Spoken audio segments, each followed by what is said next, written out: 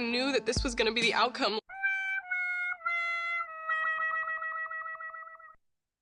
Like, I would have never done something like this, but you don't know when you're in the moment, and like... He is the life of parties he has never attended. If he were to punch you in the face, you would have to fight off the strong urge to thank him. Sharks have a week dedicated to him. He is the most interesting man in the world. I don't always drink beer, but when I do, I prefer those Zakis. Stay thirsty, my friends.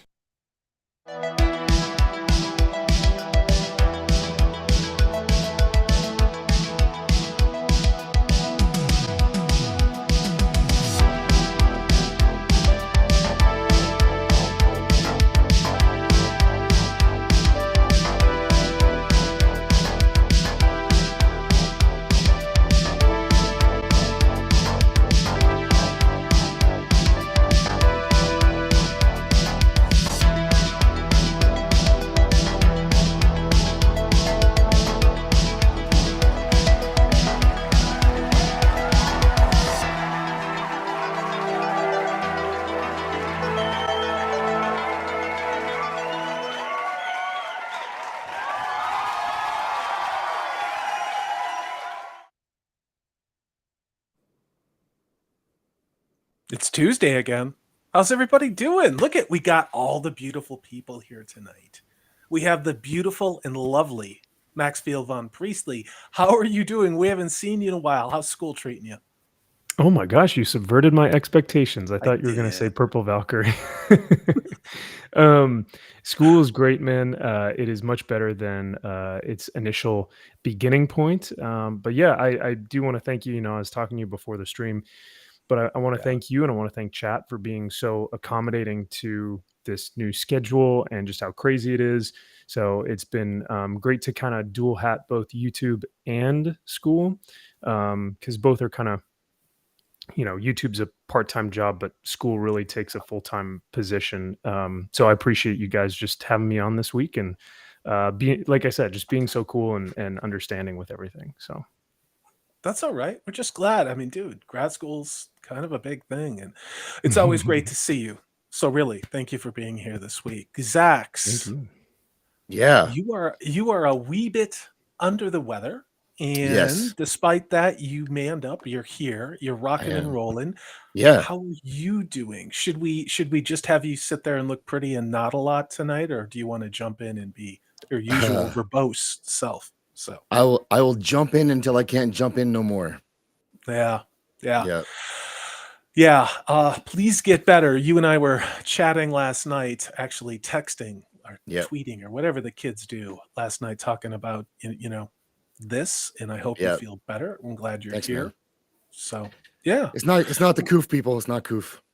No, it's not the coof. You know who else doesn't have the coof? The amazing and strong, true independent woman, Purple Valkyrie from the UK. Absolutely. Hey How guys, are you doing, Purple? Doing well. Look at this handsome panel. Look at this. It's amazing. How are you guys? We're bringing sexy back, Purple. We are. I mean, it starts with never Max. went away on this channel. It's neck and neck with Zax, and then I'm kind of bringing up the rear in a Grizzly Adams, rugged outdoorsman, semi-survivalist kind of way. So, yeah, mad respect to you guys. Purple, you had some very interesting live streams last week. You had the YouTuber formerly known as Bolstrek on Sunday, and that was a pretty darn good show. You guys were talking about horror movies. How was that? Yeah, it was great to chat with him. Always good to get Bolstrek on, or the artist formerly known as Bolstrek, and yeah, we had a fantastic chat, and it's great to get to talk to someone who is so knowledgeable about the genre. Absolutely love it, and can't wait to do it again soon.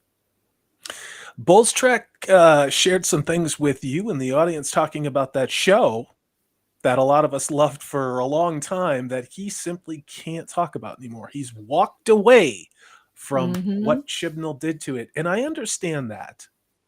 I do. I'm going to make a mini announcement, not that the world revolves around me, because it certainly doesn't, but I'm going to cease doing live watches of the Amazon's The Rings of Power as of this week. And I talked about it with Max and other people. The reasons for that are obvious.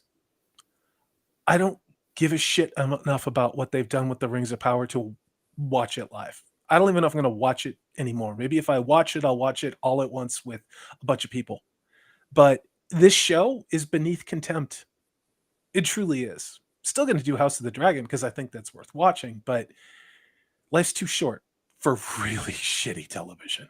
And there's a lot of it out there. Let me get to this super chat. Say hello to people in chat. We'll move on to our articles. We have 14 people tonight. This is from Psychodwarf 9.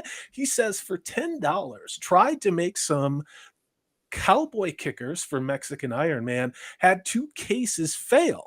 2 copper jackets refused to seat. 6 lead seated. Then I found out I should have paper patched them. Gremmit. Of course, this is someone who's talking about loading, making his own loads. I approve, Psycho Dwarf 9. Well done, sir. Everybody used to do that when I was a kid. But then again, as I'm constantly told, I am a dinosaur.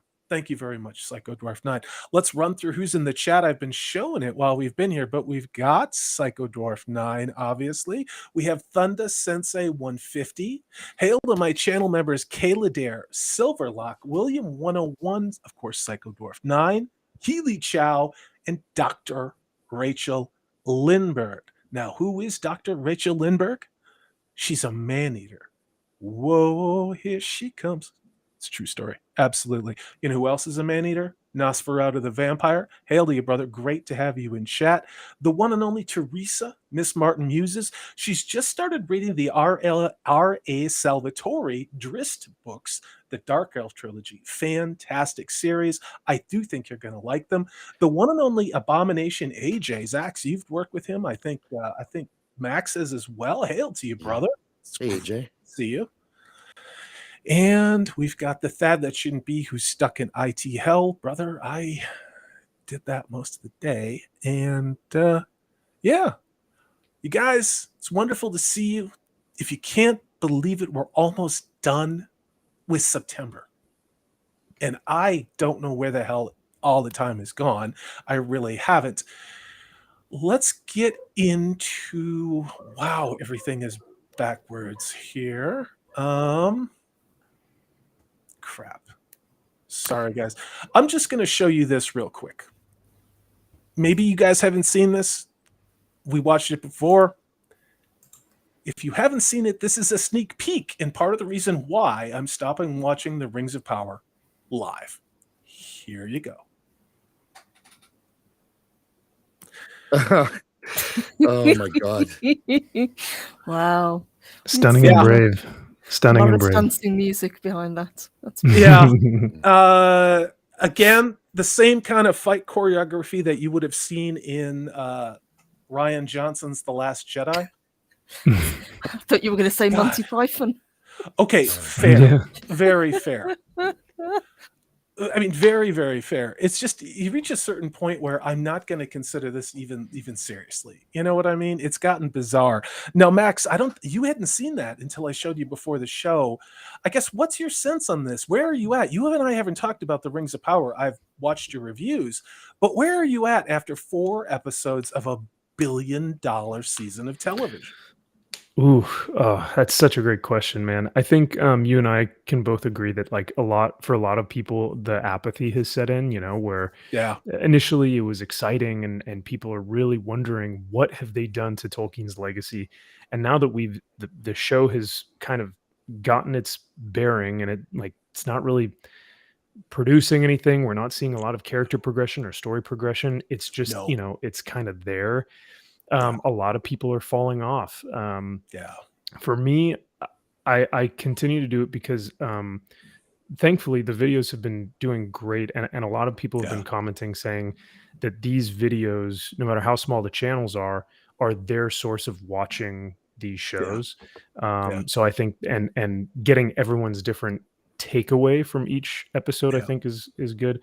But honestly, I think if I were to stay around, the best part of each one of these episodes has been the dwarfs.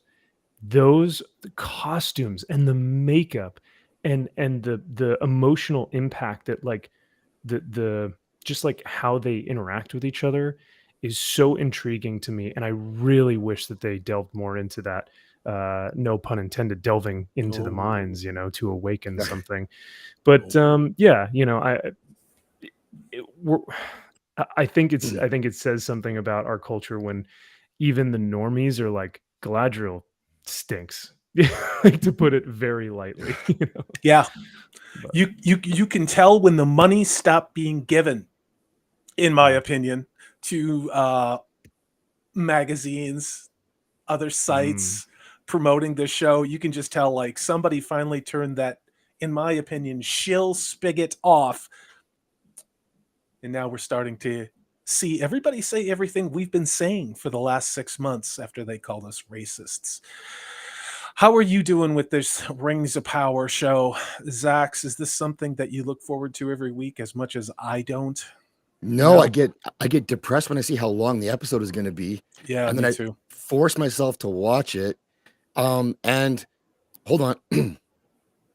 The elves are coming to take your germs. Like, what are we doing? Like, what is this?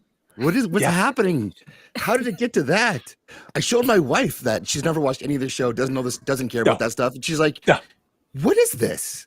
Is this for real? She thought it was she thought it was a fake video I was showing her online, but it was the show. You know what? Embarrassing. You know what, Zax? You're just an elf lover. You know that? Elf lover. Knife ears. Oh my God, knife ears. Get these knife ears out of our Numenor. It's literally feta. It's like bad bean flicking fanfic. That's all this is. And I mean, I can't even be mad at it anymore, because if I continue to watch it and let it upset me after 4 episodes of complete and utter boredom, then that's my problem. I'm creating that problem. I gave this show a chance. I will power watch it and probably fast forward through things, because it's literally not worth my effing time anymore. So it's funny you say that, Salty, because I was trying to catch up with you guys this week on your live watch. And so I was skipping. I won't lie, I was skipping ahead because, like, okay. Like, I don't think I missed anything. You didn't. Yeah. You didn't. Yeah, we've talked about it during the live stream that I used to do. Tolkien was only credited for up to 50% for the first 2 episodes of The Rings of Power. The rest is all pulled out of the sphincters of Payne and McKay, and of course the former editorial content writer for Star Trek Discovery, the screenwriter of Toy Story 4, and of course a screenwriter for CBS's reimagining of Hawaii 5-0. So is it any wonder why we're getting feelings in the hallways and all this other stuff? Purple Valkyrie, how are you feeling about the Rings of Power? I'm going to show you guys one thing, and then we're going to get off this topic, because this is not going to be a Rings of Power show. But how do you feel about the Rings of Power through 4 episodes? Yeah, with that sort of writing pedigree, how could it not fail? Yeah, exactly. I'm just bored with the show, honestly, and I'm very much wondering where the money's gone, because it sure as hell hasn't gone into the choreography, into the costumes, into the weapons, into the CGI. We had that CGI poodle back in the last episode. Oh yeah. It was good to see. I was wondering where it had gone, but it's just terrible. It really is. It's dumb. It's truly dumb. And Rachel Lindbergh appropriately castigates me. She says, Salty, stop saying fanfic. This show was not made by people who are fans of anything except sticking their heads up their own butts. Strong words, Dr. Lindbergh, but entirely true. Let me share this with you guys. I thought that this was something that I can't believe this, but it is true. And Chad, I'm going to bounce you out for a second. And what am I missing? Oh yeah. I want to shout out Nerdscape too, as long as we're doing a little sort of a shuffle around here. It's great to see you. He says, he already knew. Okay, can you tell me what that says, Zach? I'll let Yeah, you you take got that it. message. Sorry. Tuesday Chillstream is better than FNT. There, I said it. Ooh. Shots fired. Wow. Thank you. We try. Never duplicate, but we try in our own way. That means a lot to me. Of course, there's only one FNT. So this was a fascinating post, and this came from the Nerd of the Ring. Question some of that site's motivations. But if you look at this, the Nerd of the Rings got to hang out with Wayne Yip, who's the director of the 4 middle episodes of the first season and hopefully the last of the Rings of Power. Wayne Yip.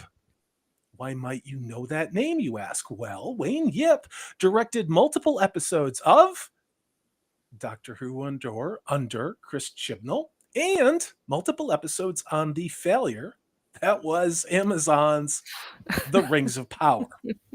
His reward for that type of work, an insertion of agenda into Robert Jordan's stories, was to get four episodes of The Rings of Power. And if you think about that, let's just cost average this out over 8 episodes. Somebody do math. $1 billion divided by 8. What the hell does that work out to? Like $125 million per an episode? Does that sound about right? Somebody help me out with math here, because I'm not good at it. Close enough. Okay. I'm not really not good at math. Like, seriously. But it's a lot. It's like over 100 million per an episode. What you will notice leaning in the corner was something that when we were doing the live show last Thursday, I think it was Steve, Prophet of the Dragon, said, "Is that Narsil?" Nerd of the Ring talked to Wayne Yip, the director for the last couple of episodes, and that director confirmed that, yes, indeed, that is Narsil just leaning in a corner of the Numenorian Queen's chambers with Gladriel. There. Go ahead, Purple. It's unbelievable. Matt, go ahead. That's incredible. Yeah, just lean it up against the wall. It's nothing important. Yeah, sorry, I don't know, guys, but I'm pretty sure this is much more like Narsil than what we see in the Rings of Power series. Oh, hold on. I'm going big, ladies. There we go. There hold he on. is. Let's do this. That's Come better. on. There we go. There we go. This That's- is the actual Narsil. Yeah. Yeah. That is beautiful, Max. Yeah. But it's a member berry. You know what I mean? Yeah. We've seen these before. It's Yeah. the Easter egg that gets the seals to clap. I mean, if we've seen anything from Marvel and DC and all these, like, you know, movies that have been and shows that have been coming out recently, that scene specifically, how they put that shot with Galadriel, it's like how she's in the foreground and Narsil is conveniently there. It looks like it's been photoshopped in. That doesn't. It does. It does kind of. They're like, oh, we forgot the Easter egg. Let's just put it here. It's so much just to get the shills to clap, you know. Yeah. So much of this show, though, was just CGI. I mean, again, they're in New Zealand, and they didn't take advantage of being in New Zealand for a hell of a lot in this show. It's all CG'd, and you can tell. I don't know. We have fake characters that look fake, that act fake in front of CGI. It's almost like it's just a completely, I don't know how else to say it. It's like eating a cardboard cutout of every single thing, that it just has this like printed media of like a Chinese knockoff of Tolkien. And we're not supposed to say that's what it is. It's absolutely insane to me. That's a good way to put it. A plastic knockoff or cardboard knockoff. That's what it looks like to me too. And that's what it looked like in that first teaser for the Super Bowl, was plastic armor, cardboard characters who we don't recognize. And they showed us that because we said this then, they had nothing better to show us, or they would have. This is what the show looks like. This is what it is. This is what it's going to be. And it's so bad, it's hard to even care. That's why I'm not doing. I didn't expect that, though. That's why I'm stopping doing live watches, Zach. It's like I'll still do reviews on this. I will, and I'm getting 300 or 400 views like on my live streams, like about a week after it goes. Which for a channel with 200 or what the hell am I forever stuck at 2,500 subscribers? It's not bad. It's not. But it's just one of these things where I would much rather put my time and effort into doing something else, and that's a personal decision. I'm still going to cover this, but I'm not going to stay up until 1 o'clock in the morning pulling my hair out. I'm just not, and unless there's some huge backlash, and it's like, oh, please, we can't live without you falling on the floor laughing at this incredibly mediocre bastardization of Tolkien. I mean, it doesn't make any sense, guys. How are you watching this, Max? Like, are you consuming this like in chunks? I mean, do you fast forward through it? Do you watch it with friends? How do you watch the show? And how do you keep your sanity watching this show, honestly?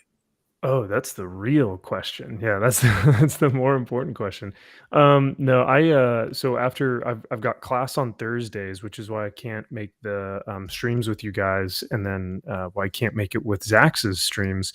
So right after class, we get out around like 10 p.m. I come straight home. I watch it through the 7 seas. There's a lot of that going on. I go on a nice little treasure hunt. And I at that point in time, I watch the entire thing in its entirety, and I take notes while I'm going through. And then the next morning, or like like into the morning, 1 o'clock, 2 o'clock in the morning, I'm West Coast. So I will then take snippets, like, screenshots, or I'll actually do the actual video, and then I'll edit it the next day or something. So, or that weekend. So that's kind of how I've been consuming it. But the initial view is when I'm watching it and I'm taking notes. And a lot of it is I'm scratching my head most of the time. And like you guys were saying too, it breaks, like it takes the wind out of my sails when I look at that time piece in the bottom right hand corner of my screen, and it says like 1 hour and 10 minutes, and I'm like, it just takes a bit of your soul when you know that like these are such long episodes. Yeah, especially when it's 11 o'clock Central, and then I love talking about it with my friends. I really do. I don't think Amazon releasing this show at midnight East Coast time was an accident. I think if they were proud of what they'd done, they would have made this appointment television like its counterpart, The House of the Dragon. They would have turned Thursday night, 9 p.m., whatever the hell it is, into your butt is in front of this show. And they didn't do that. Or they would have made it so that the UK would have had a chance of watching it. Like, you guys are totally screwed, Purple Valkyrie. It comes out like what, at 5 o'clock in the morning? 5 You've been on a live stream with me. Yeah. What's your take on this? How are you consuming or trying to choke down the show, Purple Valkyrie? In chunks the following day. Yes. It's not even one of those shows that you can sit down and power through. You have to kind of watch 15 minutes, pause, go make a coffee, come back, watch a little bit more. Check your sanity. Am I actually watching this? But you're absolutely right. If they had the love for the show, and if they were so proud of what they created, the most expensive TV show up to date, why are they hiding it at such a late time? Yeah, it's weird. Let me get to the super chat from the one and only Thunder Sensei. Again, hell of a good cosplayer, great channel member. Oops.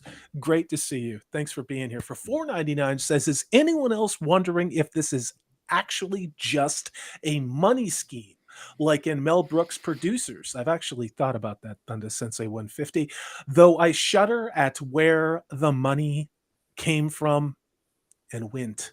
I think I'll add that. $1 billion. $1 billion. Not one licensed t-shirt, not one licensed coffee mug, not one, Nothing. No weapons. No jewelry. Nothing. No Lord of the Rings, the Rings of Power, Halloween costumes for the kids. There's not a damn thing. What were you going to say, Zach? Go ahead. I was going to say until now, because check out my channel for my Make New One or Great Again hats. I'm going to be selling. Oh, perfect. I'm kidding, obviously, but like that's where we're at. I mean, that would probably sell at this point as opposed to action figures of battle armor Galadriel.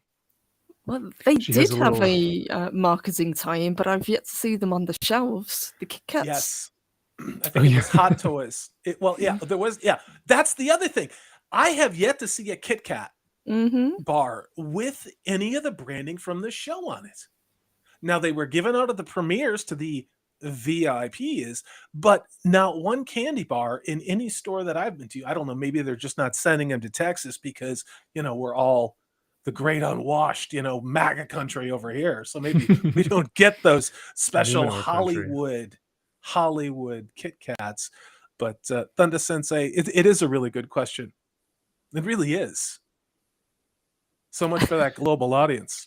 I think there's a lot of independent studios that have popped up recently. Let's just say that. Oh yeah. What's really interesting about this too is the fact that like even when I talk to normies like in class or something, I'll be like, "Oh yeah, I gotta go watch Rings of Power tonight," and they'll be like, "What? What's that?" Like some of them legitimately don't even know it exists.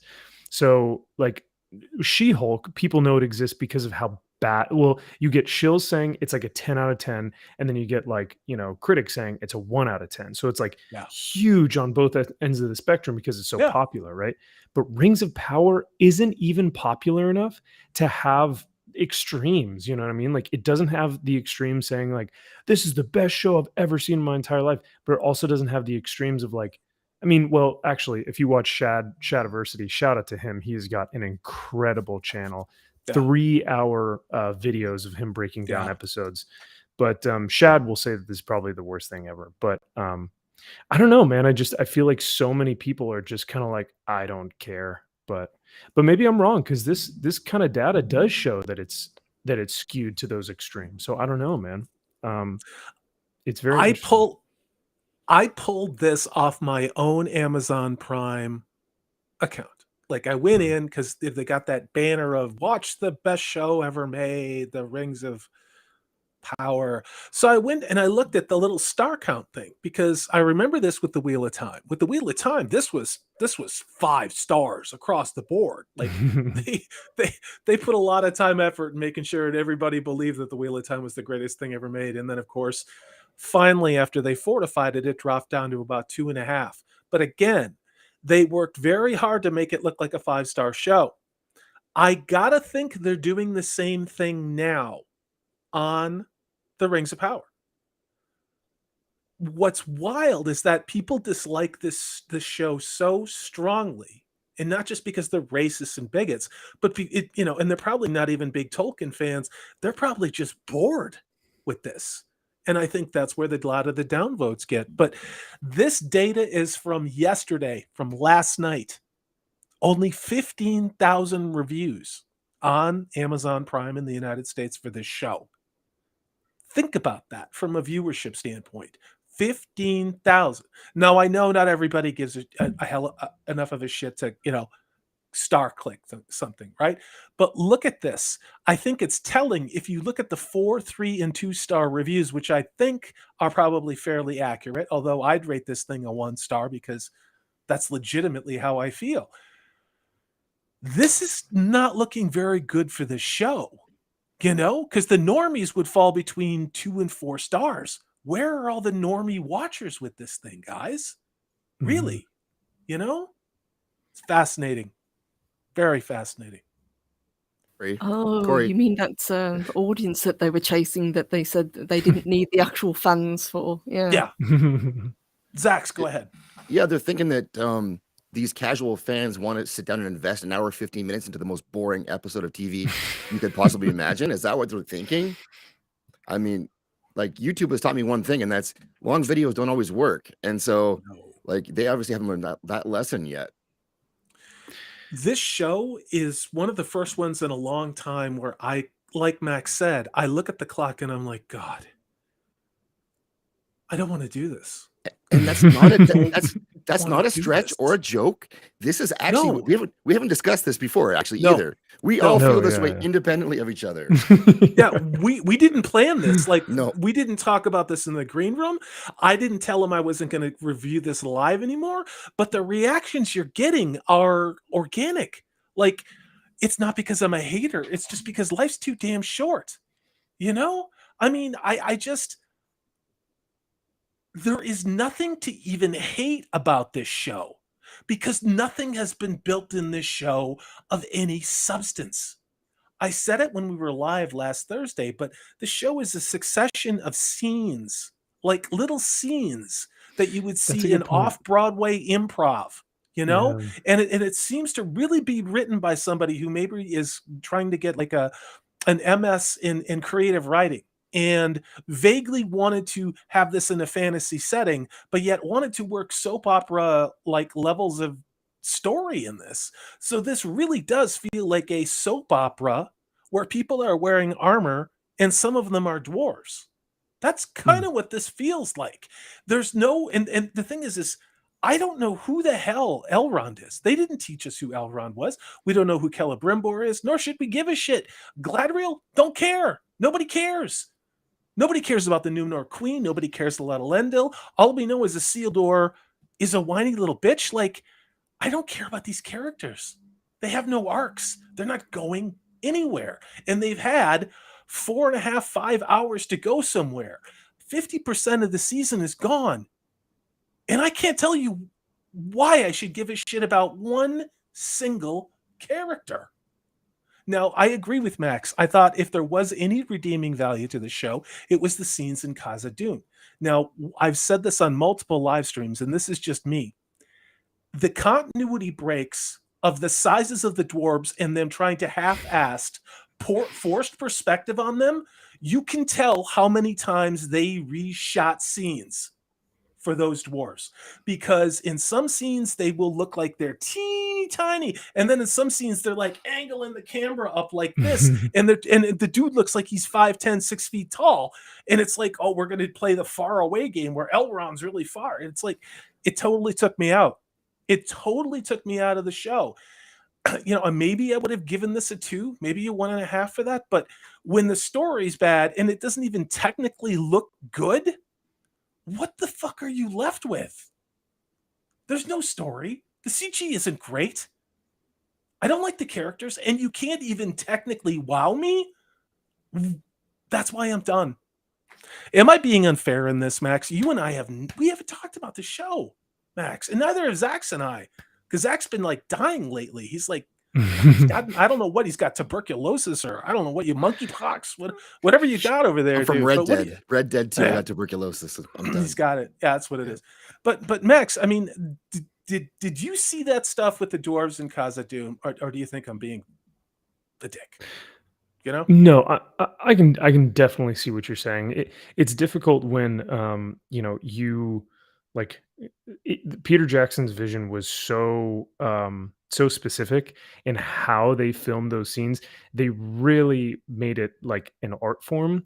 And so I think Rings of Power is trying to do, like you guys were saying, this kind of cardboard cutout of that, this plastic you know, knockoff, and it doesn't work. Or maybe they're trying to do that thing where they're utilizing both force perspective and CGI with a volume, and it just doesn't look right. You know, it's like there's so many different new forms of technology that could also be hindering this, that they're trying to utilize as utilize, but it's actually becoming a crutch for them.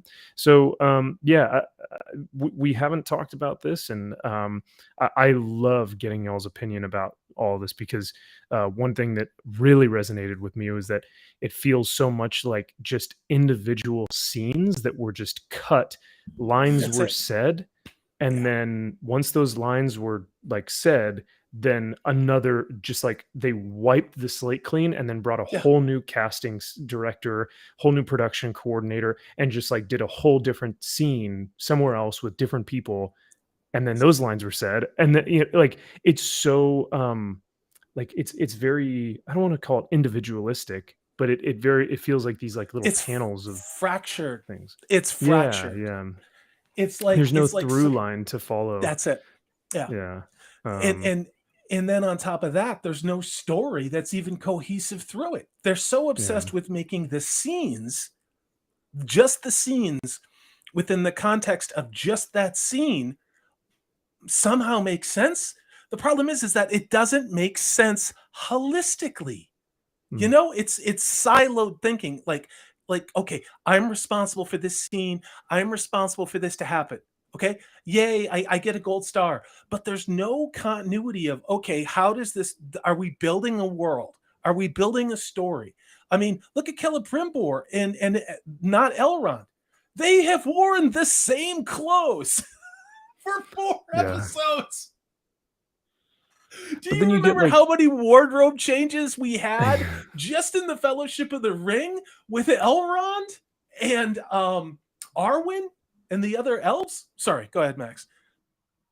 No, I was just gonna say, and then you in Fellowship of the Ring, you have two, and I know I can't compare a movie or like a film to a series because a series will try and draw itself out and delay storytelling for like to kind of pull you in or whatnot. But the movie, you've got like 2 or 3 hours that really have to stick out.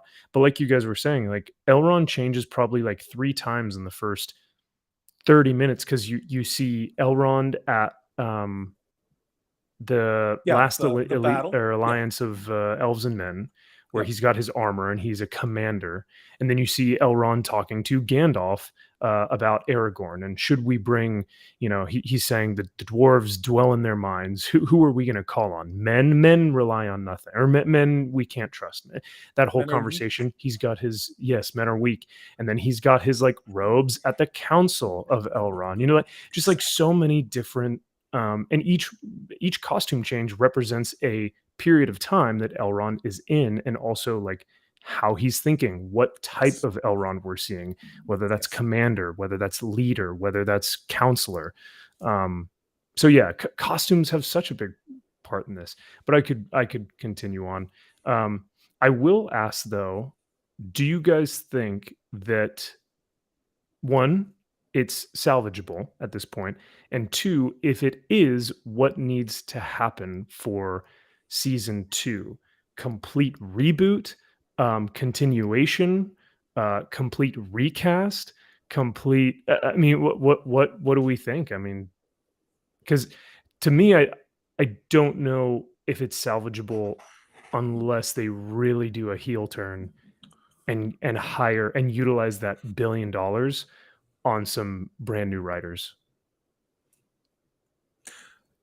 That is a really good question. Purple Valkyrie, are you ready to answer it, or should I read off this member chat while you think about your answer? Let me read off this. This is from Unbearable73. Matt, a long time supporter of this channel, one of my channel Taveran at the highest level. He's been a member for 7 months. Thank you, Matt. He says, Rings of Prime is too badly written to even notice or to get complaining about the woke-tastic agenda or the crapping all over Tolkien's legacy. And that's it, Matt. We're not even talking about how it's not Tolkien, because I think at this point it is just, we all know that. Like, it's very clearly not Tolkien. The other thing is, it is unapologetically not Tolkien itself. We're like, after episode 2, they're like, nope, we're Days of Our Lives. That's pretty much what this is. We're going to, I don't see any Tolkien in this, I don't. It's barely CW. Barely CW. Well, you're not wrong. I mean, that's the thing, is you're not wrong. And you know what? It's not even on the same level, and we use all of us, we use this example all the time. It is not even on the same level as the Shannara Chronicles from a built world perspective. It's not. And again, what was the one redeeming thing about the Shannara Chronicles? Hot chicks with their boobs out. Now we got that activist Bronwyn when she had her melons in the garden, so to say. But it's like, that's not enough. I don't know what they were going for. And you know what? I don't think they did either. Purple Valkyrie, now that I've bought you a little time with my little song and dance thing, what do you think about Max's question regarding what can they do? Is it over? Can they reboot it? Can this be salvaged? What do you think, Purple? I don't think this can be salvaged. I don't think we're going to get the promised five seasons that they were so proud of in the beginning.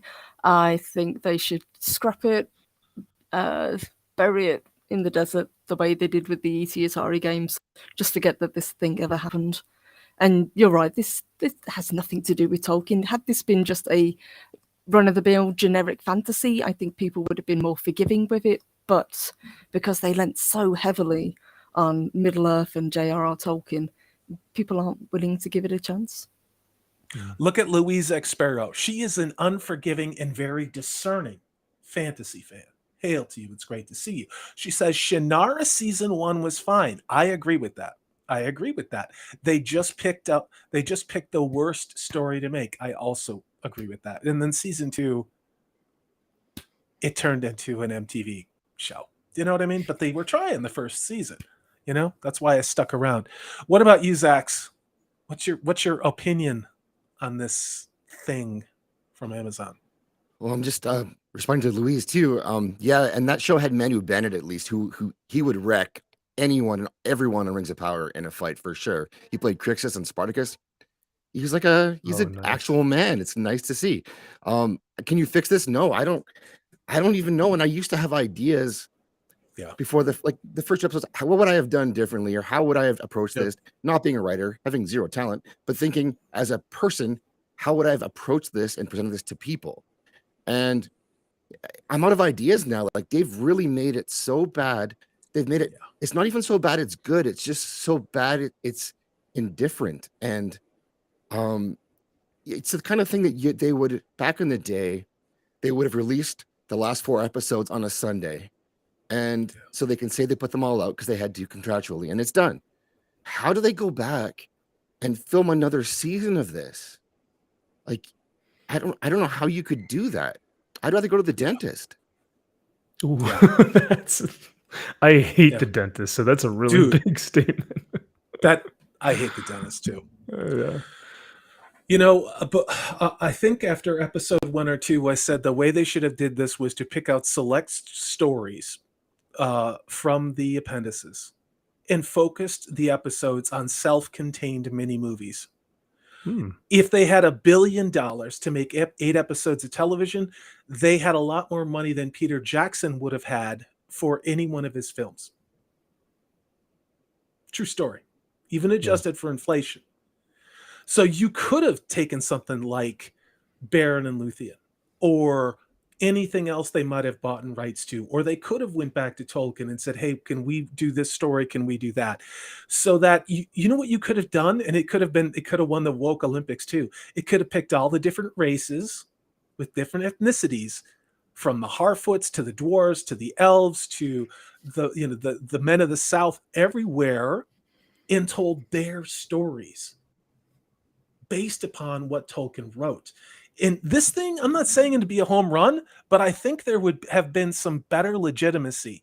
So, Max, where I'm going with that is, that's my answer. I don't think you can save this because there's nothing that has been built to save. It has wasted time. It has wasted any goodwill. And you can sit there and go, well, you've hated this. You wanted this to fail. I didn't want this to fail. I just looked at the people who were behind it. And then I looked at what the marketing people said their focus was going to be on. And it doesn't take a mind reader in 2022 to guess what we're going to get. Here's the thing. I was wrong. I absolutely had no idea someone with $1 billion could make something like this. I will not even hate watch it live for the views. I do not want this in my life. I will watch it and I will review it. It's not because I hate it. It's because it doesn't deserve the attention. It doesn't. It is a failure in a different kind of a way. Now, maybe this is what everybody's been screaming about in Marvel Phase 4, Disney Star Wars. Maybe this is the same thing. And I just walked into this like cold, not having watched all that shit that I don't watch. And it just hit me in the face like a wave where I'm like, I don't want this. I got to walk out of this room. There's no oxygen in this room. I'm suffocating. That's how this show makes me feel. It's just nothing. It's an expensive nothing. It doesn't even look that good. Let me get to this. This is a William 101, another longtime supporter of this channel. Hail to you. It's really, thank you for being here. He's been a channel member for 9 months. He's at the Taveran level, says, hail. Hail all. The thing I hate about Amazon's destruction of IPs is that the Wheel of Time fandom didn't stand up like the Tolkien fans did. Keep up the great work, guys and girls. William 101, you're not wrong, but some of us did. And I know you know who I'm talking about. I know I'm not going to sit here and go, I'm a hero of the Wheel of Time War. No, but I was out there. I was doing what I could. Disparu, Prophet of the Dragon, In the Zax, front lines. OBG70. You're in the front lines, Corey. I got my ass kicked a little bit, but nobody gives a shit because the bigger channel is like, who gives a shit about Robert Jordan? And no, I'm not shitting on anybody. But they didn't care. And we tried to say, look, guys, this is setting up what's going to happen with the Rings of bullshit or whatever it is. And we were right. None of us wanted to be right. None of us could have imagined that we were going to be right, but yet wrong. Because again, what they've done, it's unwatchable. It is unwatchable. And not because it's not Tolkien and not because of the forced gender and character and sexuality and ideology. It's boring. It is boring and one-dimensional, numbing shit. It's just, I don't know. This is dumb. It's one of the dumbest things I've ever seen. I don't know. Go ahead, Go ahead, Max. Yeah, it's Bush League. Like my buddy was talking about some comics this week, and we're we do a review show on Fridays, and like a lot of these books are just Bush League. It's like you've gotten writers that have never even been in a writing room or have taken a screenwriting class ever. Just like basic conceptual knowledge of like how a story progresses. Like we don't even have that. And even if we do, it's so convoluted in just like allegory or convoluted in like characters we don't care about, that like there's just nothing to grasp onto for us to really. I think you guys all mentioned this at one point, but basically because it can't be, and what I've heard is like because it can't be salvaged, one of the big reasons is because it doesn't have a solid foundation to build off of. It's like that scripture that says a wise man builds his house on rock. Yes. And so when the winds come, the house will and falls over. At least you have the foundation. But if the idiot, for lack of a better term, will build his house on sand, and there will be no foundation, the winds will come and knock it clean out. And that's what we have here. It's a show that has no foundation in love of the craft of filmmaking, love of the source material of Tolkien, and it's just a shallow husk of what could have been. I will say that next episode, I think it's this week, the Harfoots sing like a little. They sing a little song. I know. I think the Harfoots are the worst part of this whole show, but they sing a little chant, and the chant goes something like, "Not all who wander are lost."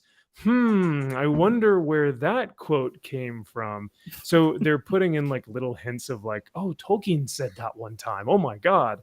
So yeah, the Harfoots are pulling a little member berry for us. So look out for that. Yeah, the only ones who are lost are the ones that get left behind. Yeah. The ones who get killed by bees and then laughed at later. Jesus. Psychopaths. I was half expecting them to be cannibals, to be honest with you. Like eat their dead. It might like be. Well, that's what I'm saying. 100%, yeah. They're assholes. They're like the Harfoots. They're assholes. They really are. Yeah. JKD Buck 76. Hail. Great to see you. Says, well, and this is in response to the Tolkien versus the Robert Jordan Wheel of Time fandoms, and why didn't we didn't stand up. Says the Tolkien fandom started in the late 30s. It is every generation alive on Earth now.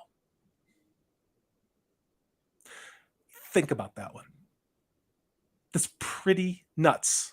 Now, there could be someone who's 99 or 110 years old in a nursing home who doesn't know what the hell Tolkien is, but otherwise, people, for the most part in the Western world, and I would even say most of the modern civilization around the world, they know who Tolkien is. It is every generation on Earth alive now. Wheel of Time fandom isn't that many generations. It's true. The first book was released in 1991. And JKD Buck 76 says, my 73-year-old mother-in-law turned the Rings of Power off after 15 minutes.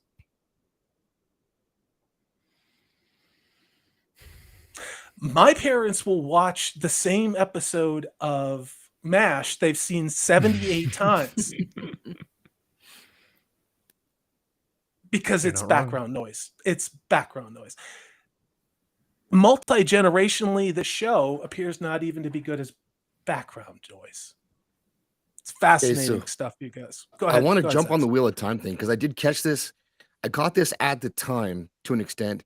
The Wheel of Time fandom has an aspect of it where it's just happy to be on the team and that it's going to get something made. We'll get to see, we want to see something. And so before we had nothing, something is better than nothing. So we have to pretend to like it and support it, or we'll get nothing. Yeah. There was a lot of that early on. Yes, there was. Tolkien, Rings of Power. No, nobody was saying, oh, we're glad to get something. People were saying, don't do this. We don't want this. We're not going to watch this and we're not going to support it. And they did it anyway. But so that was there at the beginning. I think, and Salty, to what you said, I think you're right, actually. That would be the way to save it, would be to make it an anthology show, tell different stories in pockets, in different parts of the world, in different times, that could then cross over with, events that we know of, but not including Galadriel. We don't need to see her in the show. We don't need to know any characters on the screen at all. Just, tell us the world. And I think that could work if you just wipe the board clean with this group right now and start again.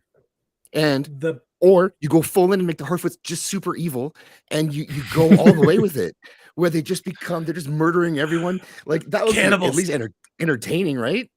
Cannibal ninjas in Middle Earth. I love it. Yeah. What? Oh, that's super Tolkienian. Yeah, dude. Yeah, that sounds just like him. To get back to answering your question, I do think doing the little vignettes. I do think focusing on stories, but Zax, you just said something really important. Tell a good story. Could we forgive this show, its casting, its weirdness, its issues technically with perspective, and sometimes Harfoots look like 5 feet tall and sometimes they look 2. Same thing with the dwarves. I think we could get around this if the story was pretty good. The problem is there is no story, and what there is not very good. So when you're not immersed in the world and you're bored, you're going to find all of the things, and there are many of them, that are wrong visually. And none of us are even talking about Princess Diza because this show sucks so bad, it doesn't matter who you cast in the role because there's no story, nobody cares, and we're not even invested enough to go, well, that character, ethnically wouldn't be that. We're not doing that. You know why? Because we're bored. We don't care. I don't know. It makes me nuts. And there's enough things making me nuts in the world. The show's so bad that she's a great part of it. She's one of the best parts of the show, and that's not a good sign, really. Yeah. No, and you can tell she is a talented stage actress.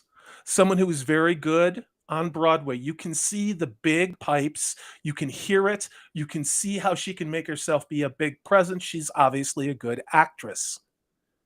Is she the right casting for this show? At this point, it doesn't matter. Yes, exactly. It doesn't even matter because her character doesn't matter because the world she's in isn't feel real. Because when I look at him, she's sometimes tall and she's sometimes short, and other people are this, and I don't give a shit about the story. I don't care. So who gives a shit with the actresses? I've never said that about a show. I mean, this show is the eternal argument is which show is worse, Wheel of Time or the Rings of Power? I think we need some time to sit on this one. Yeah. I do. The terrible thing that Wheel of Time did was guarantee we will never see another Robert Jordan version.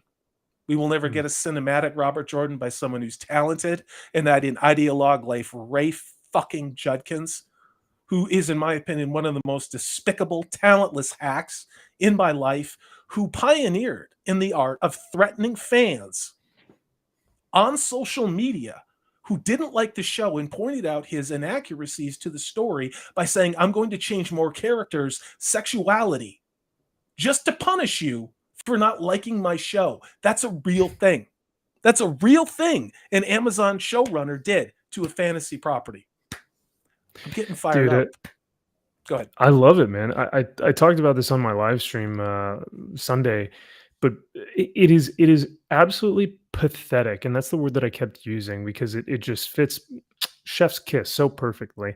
But it's pathetic for million and billion dollar corporations like Disney or Amazon to lower themselves to the level of a Twitter troll account, that they would come so far down to make a plot point or a subplot or a character based off of their feelings from Twitter. It's pathetic. You are a child and a loser if you do that, because you are essentially showing that a Twitter comment, literal words, little pixels on a screen, affect you so much that it is going to be shown in your art. And that's like, that would be like if Michelangelo, someone came up and they were like, this looks like shit. And then he was like, I'm going to draw you in here, motherfucker. And then he started drawing someone in the Sistine Chapel. And then he goes, yeah, see that, fat guy, that's you. And the guy's probably going, yeah, that is me. Hey, look at that. Like, how fucking insane is that if Michelangelo were to do that to his beautiful piece of work?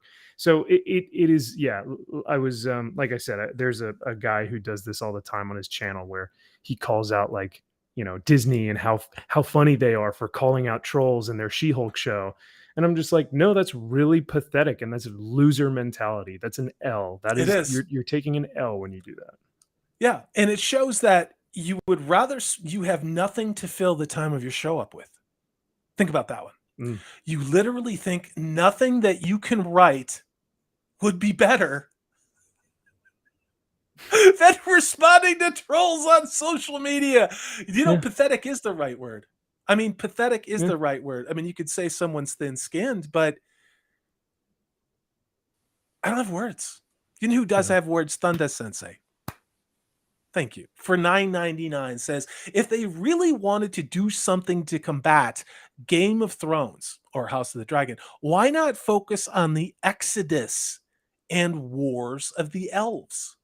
There was a whole epic because Morgoth stole the Silmarils. There was a kinslaying and drama. It's true, but I don't think they have rights to that. They don't. That's all Silmarillion. Again, we talked about the acquisition of the Tolkien rights primarily for gaming, but also for motion pictures. Now there's some weirdness with Warner Brothers. Have you guys seen this one? Warner Brothers is selling off the rights to a whole lot of IPs. Comic books too, and I'm sure you're all over that, dude. Yeah. Zaslav is wiping his hands. Yeah.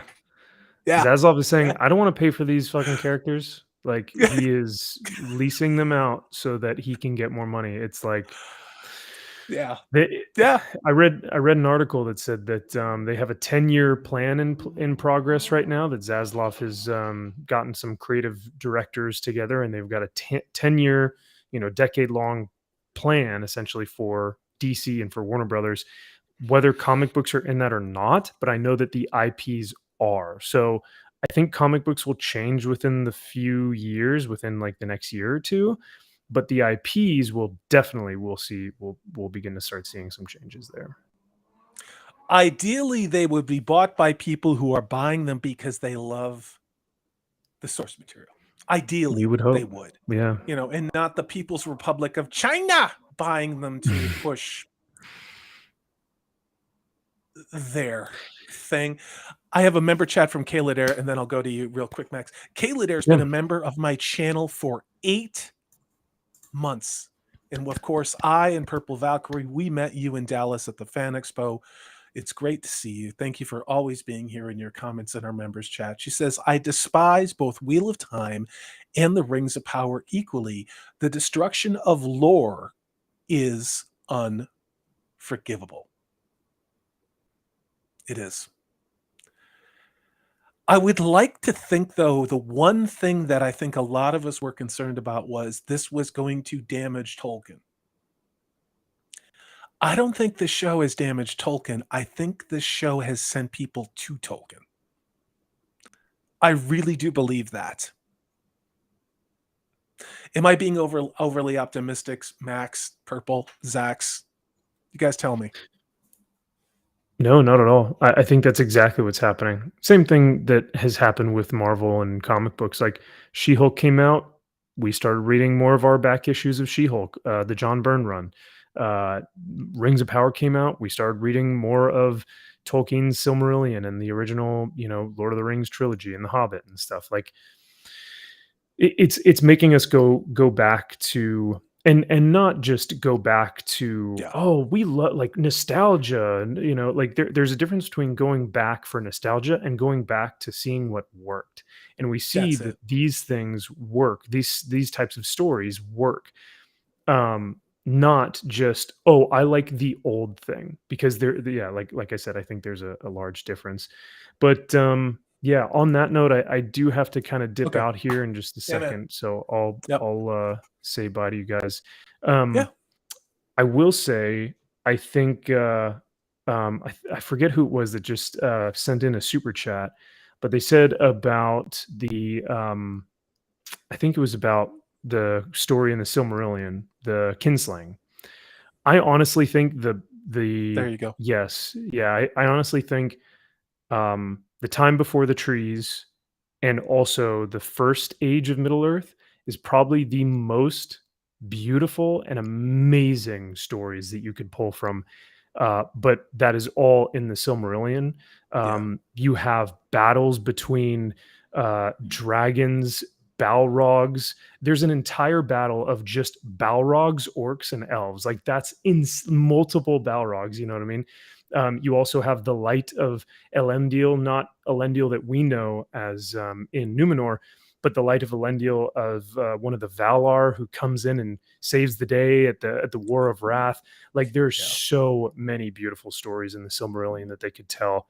That if they did do a show, that's where I'd want them to put their focus on. But that'd be another like 500 million or something. There's just no way. I want to call Max up before he goes quick, because he's not rolling all of his R's to an insufferable level. I would like you to do more of that, Max. Please. The Balrog. There you go. And the War of Wrath. Yeah. That's storytelling. Yep. Wow. Ribbed for her pleasure. That's how you sound, Max. Ribbed for her pleasure. Where can people find you? Shout out where people can see you. Max, it's so great to see you. Thanks for being on the show tonight. No, thank you guys. Like I said, having this schedule to work with, you guys have been so excellent with that, and I can't thank you guys enough. But yeah, y'all can find me just right here, MVP Maxfield Von Priestley. I do 2 videos a week. One that's basically an episode review of Rings of Power, and then maybe I'll put out something else, like an interview with last week was Mark with a C, who had some great takes on the industry and just diversity in general and what that looks like for Hollywood. So yeah, but thank you guys again for having me. It's always a pleasure.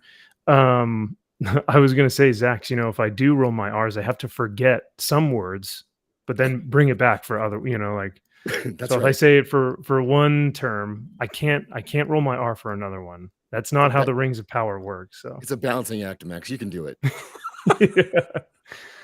Oh man. Well, thank you guys again for having me. It was so good to see y'all. And then have a great rest of the week. Chat, you guys have been great. Love y'all too. I'll see you guys soon. See you, Max. Thank you. Take care, Max. Peace. Bye. Later, Max. What a good guy. What a good guy. It's great to have him on the show. It's great to have you on the show. He doesn't have a girlfriend.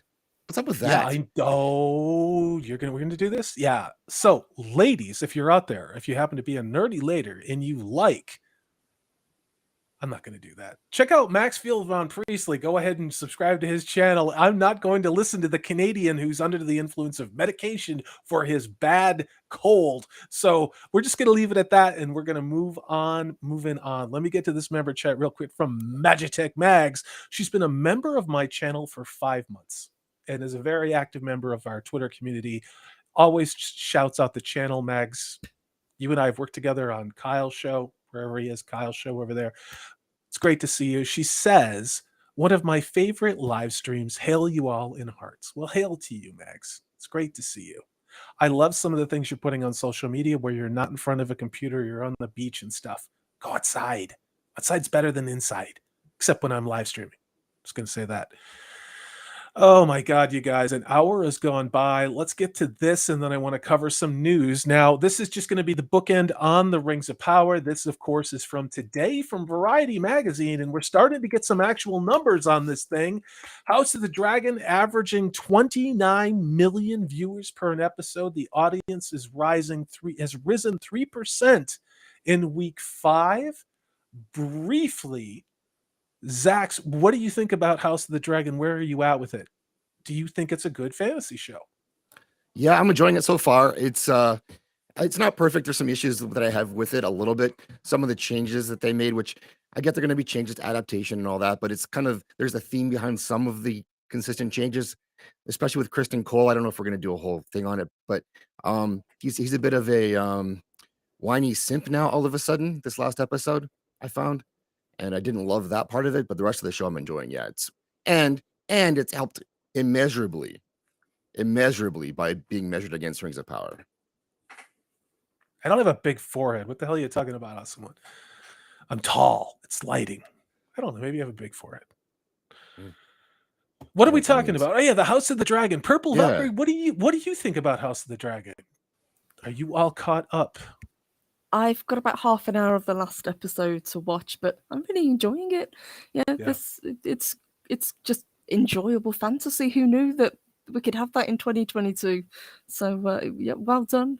And you don't need to have watched the Game of Thrones to enjoy it, which is great because I kind of checked out after 4 seasons. But this is just fun. As Zach said, it's not perfect, but it's a hell of a lot better than what we've got on Amazon. Yeah.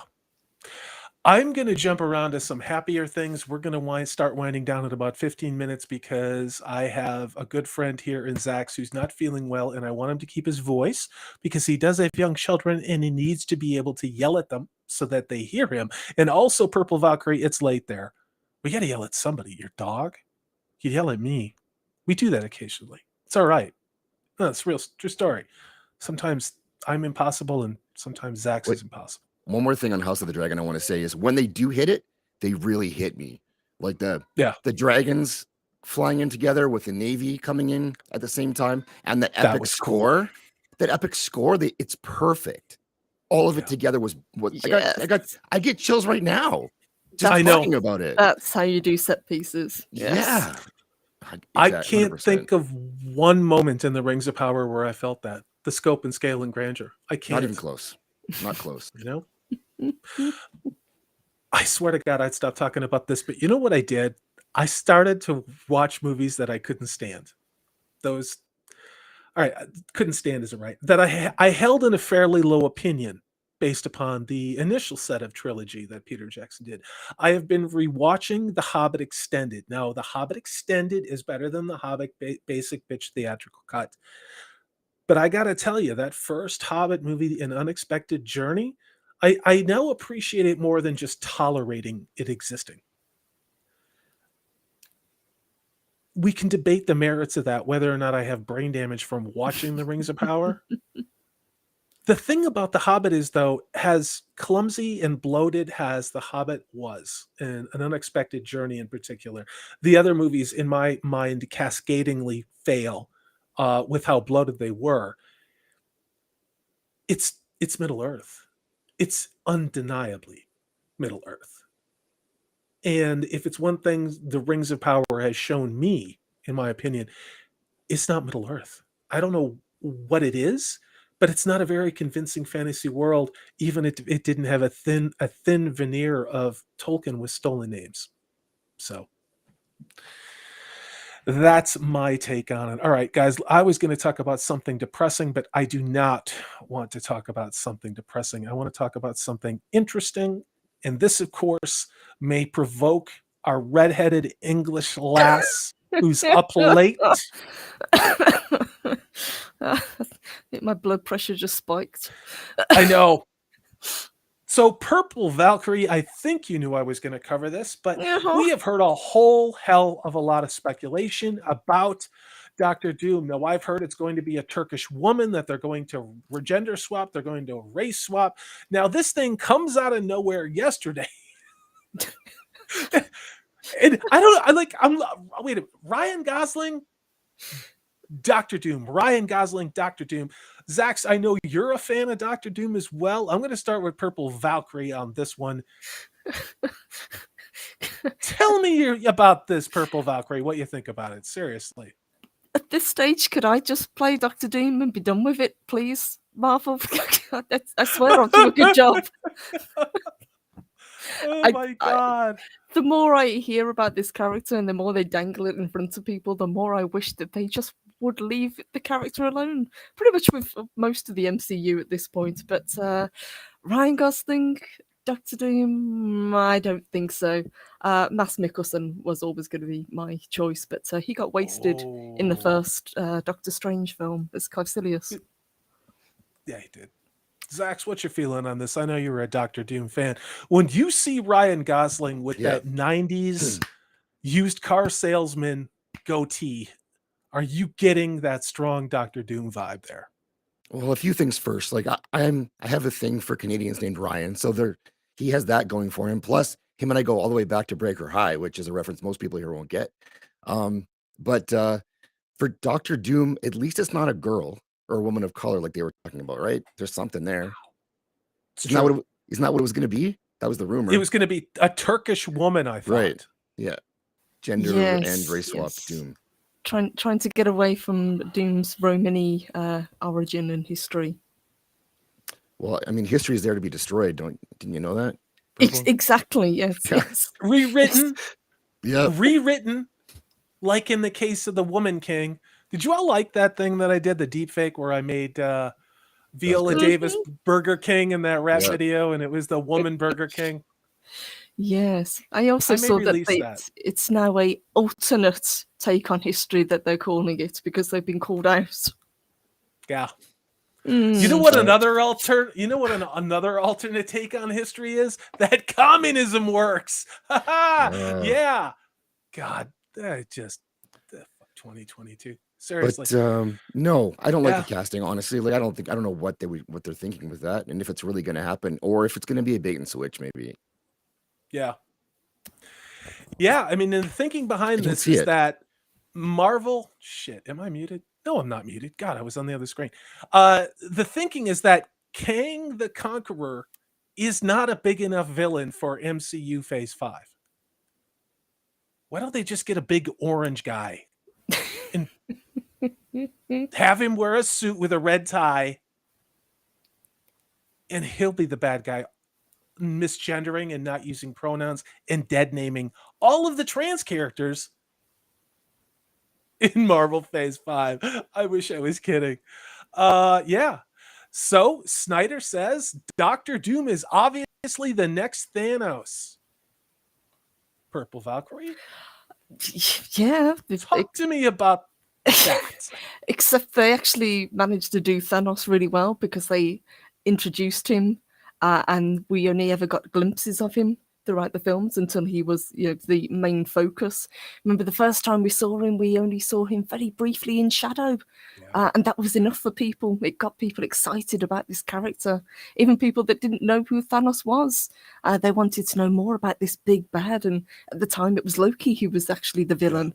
And then we found out Thanos is the one behind everything, which was a great way to do it. And I've got a sneaking suspicion they'll do the same with Doctor Doom. They will set it up so he's the puppet master behind everything and bring him in that way. Yeah, and that's sort of substantiated by what this article says. Like, I mean, take every damn thing you read with a grain of salt.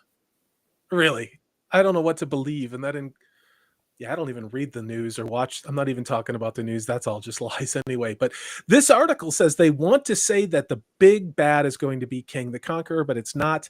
So, like Purple Valkyrie said, there is a strong probability, again with a grain of salt, that King is going to be like a mini boss, much like Purple Valkyrie said, like Loki, a stepping stone. He's not going to be a Thanos level foe.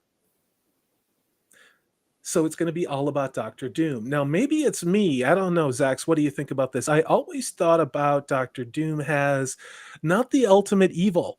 And Purple Valkyrie, I know of your love for Doctor Doom. When you and I were at the Fan Expo, everything Doctor Doom, Purple Valkyrie ran toward. And I love that type of passion. I love that type of passion for fandom. But do you guys, and I'll start with Zax and then go to you, Purple, do you see Doctor Doom as someone who could fill Thanos's gauntlet? What do you think about this? Or is there another character in the deeper Marvel lore that could be as big as Thanos? Chat too. I'm gonna watch you for your comments. I mean, there's Galactus is another one maybe, but that's kind of been done and done poorly. But so is Doctor Doom. Yeah. I would say Doctor Doom can fill those shoes for sure. I'm afraid, and I'm not joking, that they like to use these characters who are established and strong to then boost someone else. That's been what they've been doing all through Phase 4. And so I hope they don't bring him in just to have him give someone else a boost. Even if that's Kang, I don't know. But that's what they've been doing. And not, I mean, you can't, like, that's not, come on now. That's not Dr. Doom. Although in the chat, J.K. Buck suggested Eugene Levy, which I think is brilliant casting for Dr. Doom. Why? It's perfect. For Marvel Stage 5, why not? Yeah. I know. But Dave Chappelle. Just have it be Dave Chappelle, you know? He's it's such a great character, so I hope they don't waste it.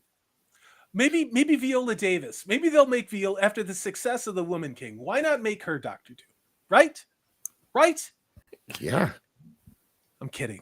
I'm really kidding, Marvel. Don't steal any more of my ideas to make shitty things. Please don't do it. Yeah. So you're right. 5 years ago, back when we had the previous phase end, I would have said, yep, bring him in, great character, do what they did with Thanos, introduce him and slowly build up this character. Now we're in stage 4 and we're heading into phase 5. Please don't bring him in. I don't want to see him destroyed. I know. Well, especially they've made no secret as to what the agenda is. It's the same agenda you're seeing in Disney Star Wars. And are they not about to serve Kingpin to Echo? Is that not what's happening? That's what I heard. He's a great character. Great villain. Oh, Here you go, Echo, who I don't even know what you look like. Yeah. Didn't he already get taken down a peg in the, was it, Hawkeye, that was it, yeah.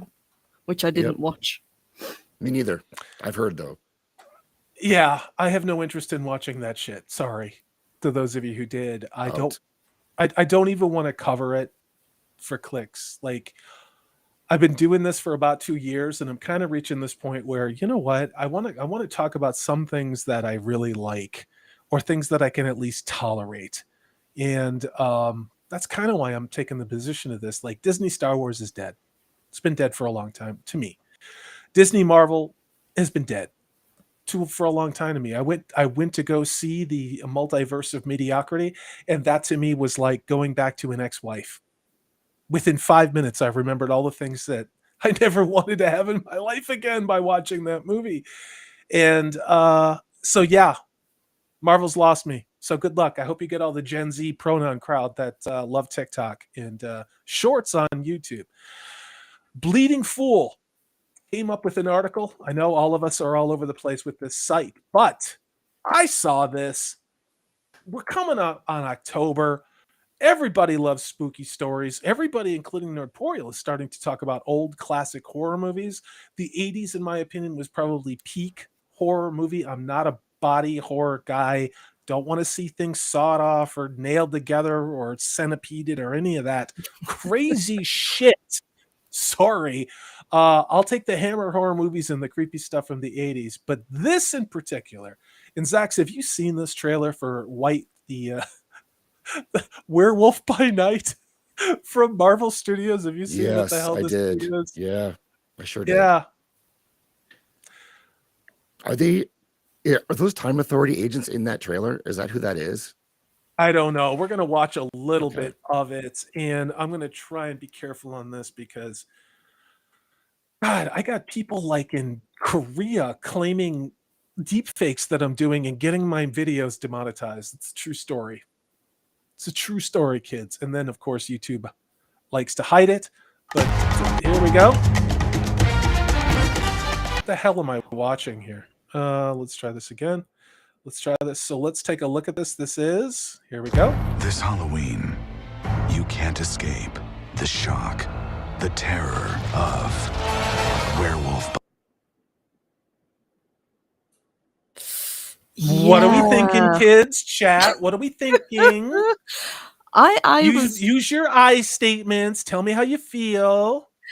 I was actually cautiously optimistic when this was first announced because I really like Werewolf by Night. I thought they were going to be a more kind of adult based, you know, it was a one-off special. I thought, great, they're actually going to push the boat out and it'll be something, if not, you know, horror, then at least a little bit creepy. But they seem to have jumped straight past that and gone into camp. Zax, what do you think about this? What do you think the odds are that this movie isn't going to be pronoun, orange man, bad, communism, eat bugs, tastic, Marvel Phase 5? What do you think? I think the monster they're talking about is going to be a Republican for sure. And that's probably as far as this is going to go. And I watched it and I thought, this looks like it could be really cool. I like the effect. But then I watched it again and I'm like, oh, okay, well, this is still Disney. So what are they going to do with it? And then I started looking around in the trailer for other things that they're in the scene, but they're not trying to show us. And then I'm like, oh, okay, this is, I don't know what this is, but it's not what they're making it look like. Nope. And that's the same vibe I got too, dude. I was like, they're totally going to try us in with the member berries. They're going to try and go for that sort of Frankenstein, is it Lamel, the guy who did Dracula and Frankenstein, the original ones, and then all of the Universal monsters like the werewolf and the mummy. And I've been watching those lately, and they are so good. Especially the original Frankenstein. I don't know what it is, but as I've progressed in my life, I no longer see in the original Frankenstein as being the monster. I see everyone else as the monster, but I don't know. That's why I'm probably problematic. It is every hunter for themselves. Good luck. I'll be rotting for you. Oh, God. Yeah. Isn't that the sort of thing that the Crypt Keeper would have said? You know? Yeah. I sure hope they use pronouns in this, and I hope there's adequate trans representation, which, like Zach said, if you don't pay attention to what they're doing or saying, pay attention to what they're doing, you realize that this is probably going to be the exact opposite of what they're selling it as. I think this is going to be ideological, woke as fuck, and I think it's going to be garbage tier. I do not want to be right. I don't want to be right anymore. I want to be so wrong about this. I want this to be the best damn thing that's come out in forever. Will it be? No. You know, it won't. They almost got me with Moon Knight, thinking this has everything it takes to be awesome. Yeah. And then it's like, it's a bit goofy. And then they changed. There's a bit of a, bait and switch at the end. And you hardly see Moon Knight. And this is probably going to be more of that, it looks like, because we're not seeing this monster. And is this a Snapchat filter they've put over this? What is this? Because it's not shot in black and white, clearly, but no. If they don't understand how to put grain of film, you can tell, like, and the special project I'm working on right now, which I'm not ready to talk about. It's awesome. But working in black and white as a film medium, you have to balance out your blacks and the whites. And no, that's not racist. It's just how film works. And I used to shoot black and white film back in the day and used to develop it. We had a darkroom in high school and in college. And you know, maybe it's that more tactile approach to this, but you can tell this is somebody using a filter on what looks like a Mac. Now I have that same Mac software.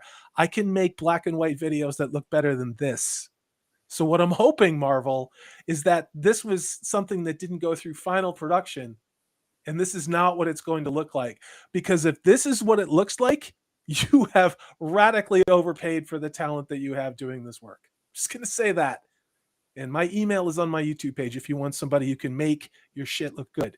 And there's a lot of other people, a lot more talented than I am on this platform that you should reach out to. But we probably don't have pronouns, and we probably don't vote the way that you want. And I can guarantee you we're not going to eat bugs, and we know communism doesn't work. Fascinating stuff. Let's watch a little bit more of this. Purple Valkyrie, you are a huge horror fan. Yes, and you were talking about the old black and white films, and just watching them and just seeing how they were filmed and how crisp the shadows are. Yeah, this is just a filter. Now, whether or not the show is black and white and whether they're just using the teaser trailer, you know, for nostalgia value, I don't know, but it didn't really win me over. Yeah. This looks like somebody's college film project shot on an old VHS hand, like the big camera you used to carry around in the 80s and early 90s, like, you know, for high school football games or graduations and stuff. And, you know, with the VHS, that's what it looks like. And not in a good way. I could see this even being a trailer that the character is watching in black and white. And then it cuts out of this trailer to the character who's with their two moms at the theater watching it. There you have the real Werewolf by Night. Like, I mean, or they could just lift the filter on this and it's in color. Maybe, I don't know. But I don't know if I can't see them committing to this. I'd be surprised if they did. I'd be interested if they did, but surprised. But even the cast kind of threw me, because we have the most well-known Werewolf by Night, who is named Jack Russell, and he's a white guy, but the Jack Russell in this show is played by Gael Garcia Bernal.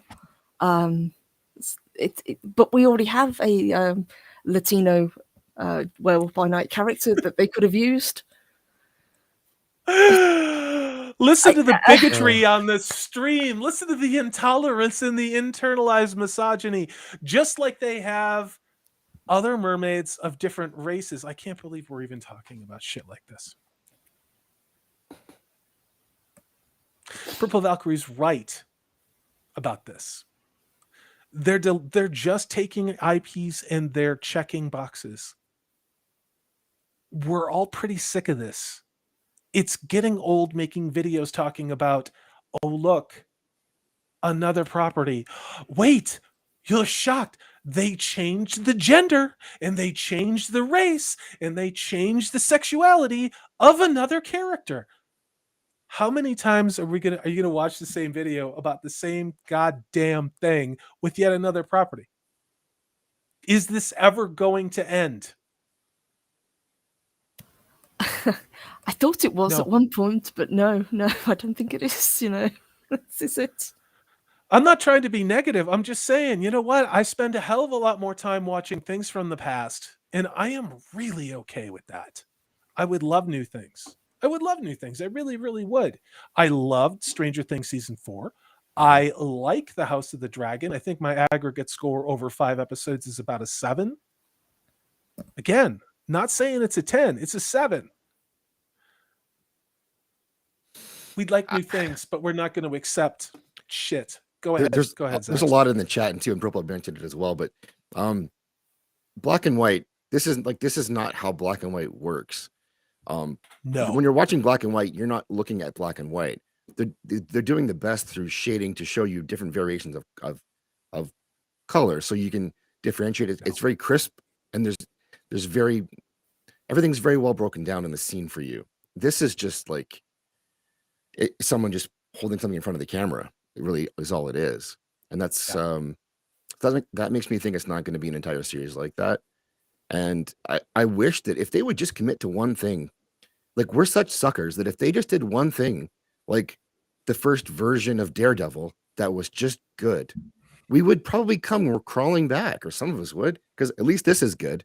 But I I don't trust them at all anymore. And what it's come to, like you had said, where you see the characters in front of you, and Purple mentioned it as well, and then you can just run them through an algorithm in your head and figure out who's going to be who and what's going to be the story and who's going to be the bad guy in the end.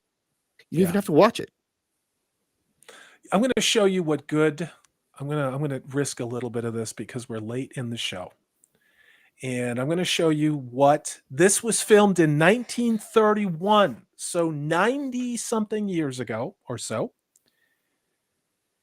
I want you to look at this from 1931 in HD and look at how this looks. Here we go.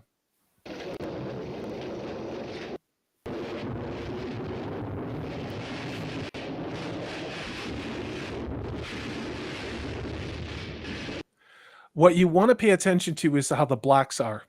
Mm-hmm. What the blacks look like. This is from 90 years ago.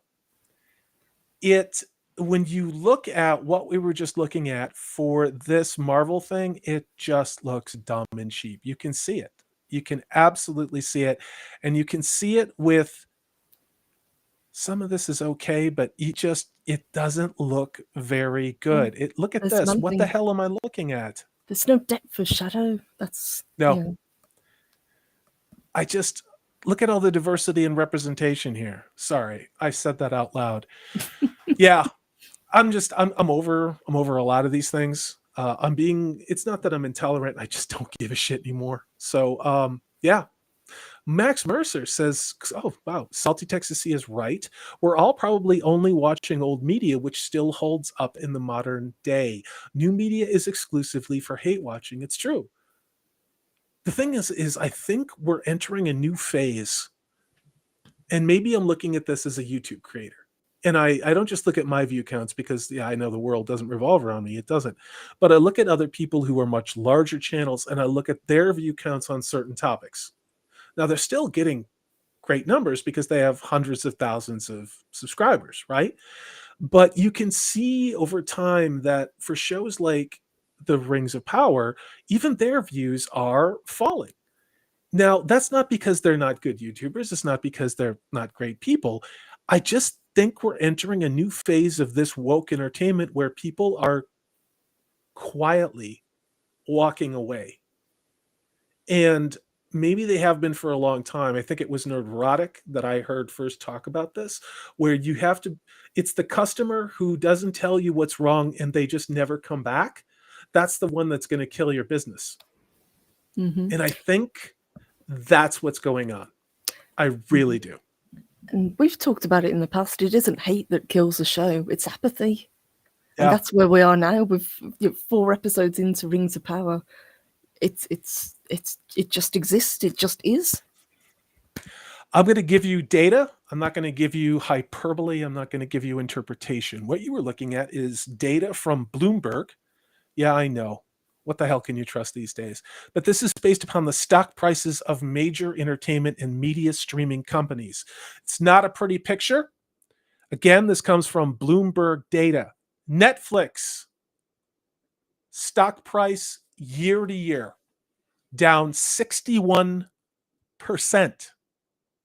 Warner Brothers Discovery, they began trading in April, but since April they have lost 48% of their stock value. Comcast has lost 32% of their stock value year to year. Disney has lost 30%. That was up to almost 50%. So I don't know what the hell. It's Disney. I'd love to have their accountants on my side. We'll just say that. And then, of course, the destroyer of all things, Paramount, down 25%. I think Paramount what is Paramount, like under $10 a share or something like that? I don't even know. I haven't even looked lately. Deserves to be worse, though. Yeah, it's true. It's just all of this is it's just insanity. And I'm going to jump over to this. You guys talk about why you think this is happening. Let me get to Mr. Tickle Trunk. Hail to you. It's great to see you for 2 Canadian loonies. Are you guys going to have to replace all the Queen Elizabeth coinage with Prince or King Chuck? I don't think so. We'll see. Maybe. Probably not, though. Are you in charge of that? I want to know. You're Canadian, so I'm Yeah. assuming you're in charge of all the minting issues. Okay. I'm the only Yeah. one. Yep. It's going to take him a while, but he's working on it. Yeah. Yeah. Thinking about it. Thinking about starting to So- think about it. Mr. Tickle Trunk says testes, testes. Now, that could mean testicles, or he's just saying test in a cleverly cute way. He is Canadian, after all. Thank you, Mr. Tickle Trunk. It's great. Thank you for that super chat. Truly. Yeah. These things don't lie. Viewership numbers don't lie. People are walking away, and it's more than just us. And the next thing that happens is what's already happening on YouTube, and we will talk about it probably next Tuesday. It's undeniable. YouTube is going to start limiting what you're going to see and who you can see, even more than they already are. Yes, Yeah.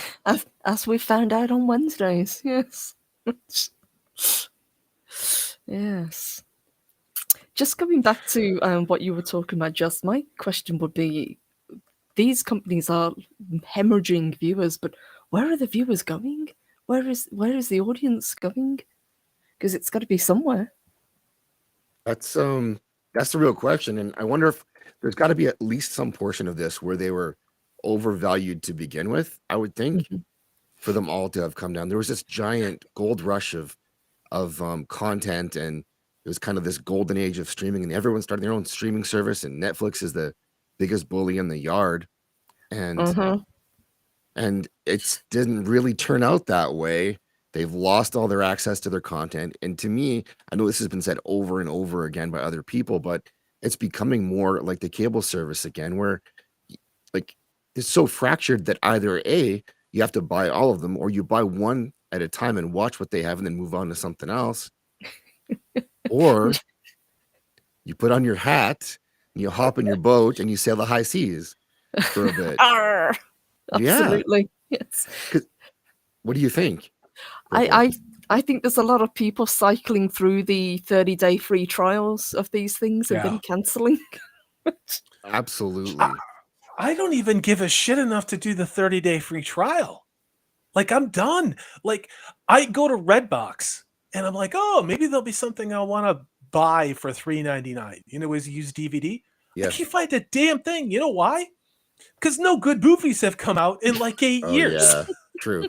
Like, you know, Top Gun 2, okay, the Northman, pretty good movies. Maybe there's some indie stuff that may be out there that I want to check out. But yeah, I don't even give a shit enough to try for 30 days because I don't care.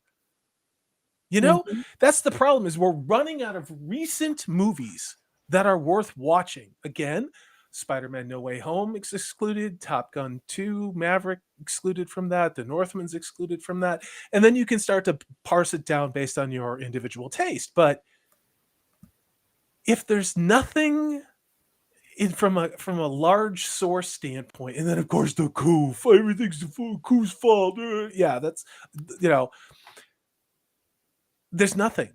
So where am I going to go? You know what I'm going to do? I'm going to watch game shows from the 70s. I'm going to watch Johnny Carson from the 70s. I'm going to watch shows that I didn't even know about from the 60s or the 50s. And I'm going to be entertained because nobody's telling me to chop my junk off or sew sandwich bags full of grout on my chest or eat bugs or communism or any of this other shit. It's just entertainment. That's all television and movies were supposed to be. Unless you're in North Korea or the Soviet Union. Or in South Korea and you happen to have good TV. Fair. No, Right? there's some great Korean horror stuff out there. There really is. Yes, there is. Yeah. And imagine how much worse Netflix would be off right now if they hadn't stolen other countries' content or stolen. True. Redistributed you're right about that. their content. No, you're right about that. But you're right. I mean, and that's, I think, it's not to diminish the quality of Asian cinema or Indian cinema at all. That's not what it is. But the problem is, and I've seen people make this comment on your live streams, and I've been there, Zach, so you and Flaccid both, where they do not want this intersectional shit. No, they don't. They will not allow it to happen. Now, like everything else, woke is a cancer that is infiltrating across cultures. Eastern Europe is fighting this tooth and nail. I can tell you that. Same thing I think is happening in Japan, probably in Korea, and also in India. Now, I'm not going to speak for those countries. I'm basing it upon a few comments I saw on Zach's live stream. Yeah. Doesn't make me a sociologist. I'm just saying. Doesn't look like it's warmly received, you know? No, it's not. You're going to miss patriarchy. You're going to miss it a lot. You're going to miss it more than you possibly know. Just going to say that. You guys, we've been going longer than I said I would. Purple Valkyrie, you need to do your thing. Zax, I don't want you to lose your voice because you, again, have important things to do. We have had a great show tonight. I'm really proud of what we did. Please, you guys, let's go ahead and start with Zax, and we'll go to Purple Valkyrie. Tell people about your channels. Where can people find you? Right after I get to our sheriff, the mod with the mostest. He puts out great puppet content on Floral's channel, and maybe one day we'll have Punkwaddle do it on his own channel.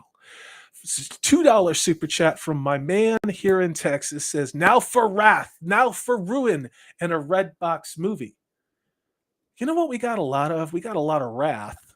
We got a lot of ruin, but we don't have a lot of red box movies that Salty wants to watch. But that, my friend, was a really good joke. Hail to you, Punkwaddle. Yeah, Zax, where can people find you? Hail to the Peter Venkman fan site. Hail to everybody who's been with us all night. Yeah, where can people find you, Zax? On Thursday, 8:15 Central, I've got my live stream show. This week, I'm going to be we're going to be doing a spotlight on the White Cloaks and what happened with them with Reddit.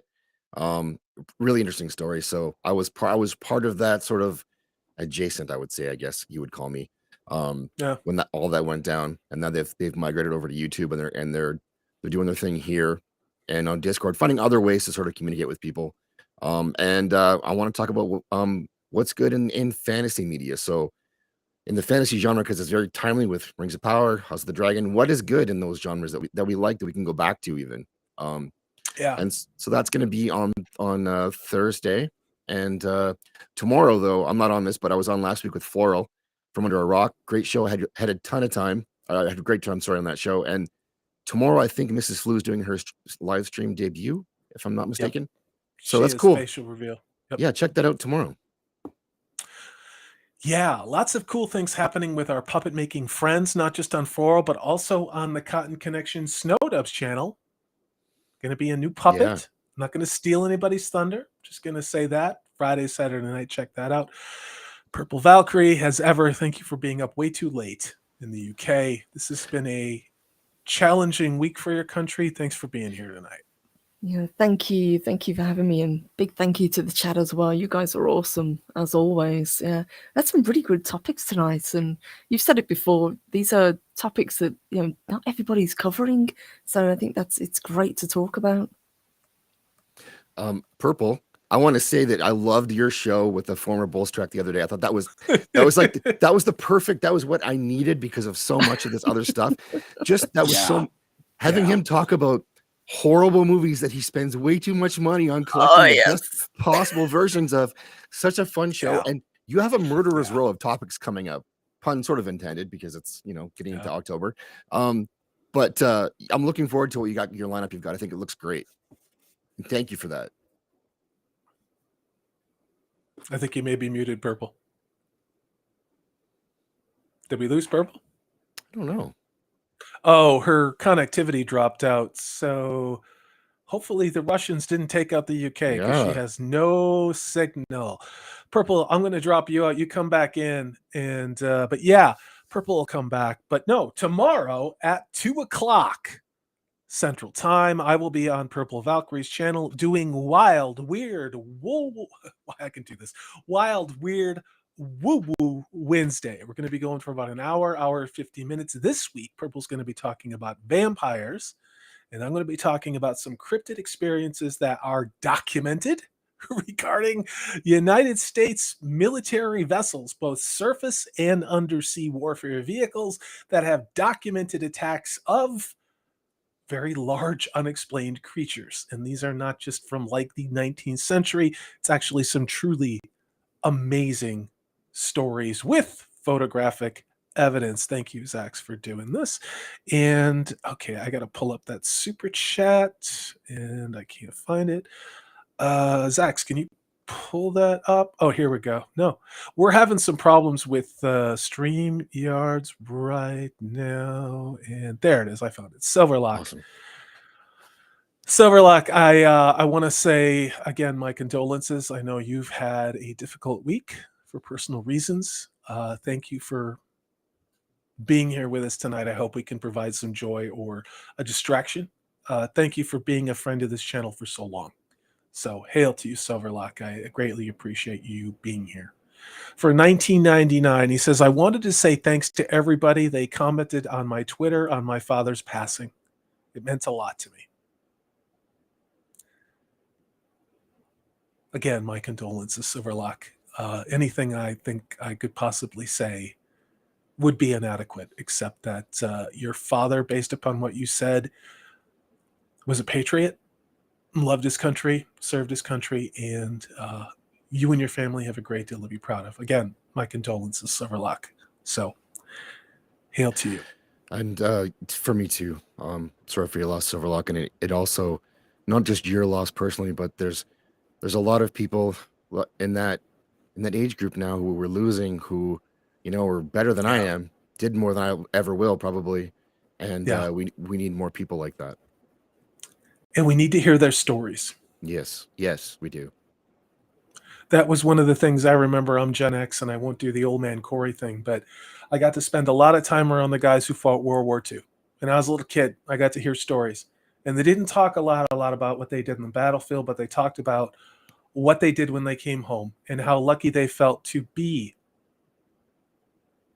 Oh, look, it's my doppelganger from an alternate universe. Are you back, Purple Valkyrie? Yeah, it looks like it. Okay. Yeah, go ahead and change your avatar. But yeah, we were just, Silverlock just had given us a super chat and was saying he appreciated the kind words for his father's passing. So we're going to wrap up, but thank you, Silverlock, again. This has been a tough week. I think we all hope 2022 would be a little better than 2021. September 24th. Keep that date in mind. I hope I'm wrong. Hail to you, Mr. Tickle Trunk says, I loved hearing World War II stories from my grandfather. Was a courier when he was 16. Grew a mustache, so he passed for 18. There's so many stories like that. The world needs that. That's what my uncle did when he joined the Marines. Then he ended up in Bataan. It's a true story. Purple Valkyrie, where can people find you? Talk about the Woo Woo Show. I talked a little bit about it, and then we will let people get on with their evening. Yes, yeah. Fingers crossed we'll be back tomorrow talking woo-woo as we always do on a Wednesday. I think we're going to cover vampires and other cryptids tomorrow. Going to ease our way into the spooky season. And then Friday, fingers crossed, going to be having a comparison between Rings of Power and House of the Dragon and discuss why one failed and why one's succeeding. Spoiler story. Thank you for being on, Purple. Max Mercer, I encourage you to look into these things yourself because I'm already going to end up in a gulag. I'm not kidding. Probably a lot of us are. Thanks, everybody, for being here tonight. And you know what we need to probably do is take a week and talk about World War II movies. Zax, we did this on your channel on a show. God, it was a couple of months ago where we talked about, I think it was our war movies, but I think maybe talking about some classic World War II movies. These are things that I really hope the younger generation, by that Gen Z, anyone of the age of, I don't know, 25, can they even tell you when the hell World War II happened? No. When the Vietnam War happened, who the combatants were? That's a whole other show. You guys, I've had a lot of fun tonight.